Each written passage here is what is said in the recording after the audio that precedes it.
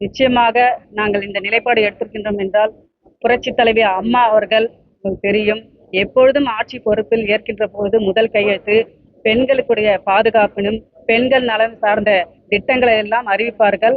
அதே போன்றுதான் முதல்வர் அவர்கள் அவர் முதலமைச்சராக பதவியேற்ற முதல் கையெழுத்தே உங்கள் அனைவருக்கும் தெரியும்.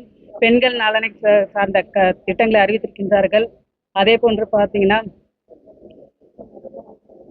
இதுக்கு ஒரு படி மேலாக சொல்ல வேண்டும் என்றால், புரட்சி தலைவி அம்மா அவர்களால் கொண்டு வரப்பட்ட அம்மா உணவகத்தை திராவிட முன்னேற்ற கழகம் கடந்த ஆட்சியில் வந்த உடனே மூடிவிட்டார்கள். ஒரு ஏழை எளிய மக்கள் வயிறார சாப்பிடுகின்ற அந்த திட்டத்தை நிறுத்திவிட்டார்கள்.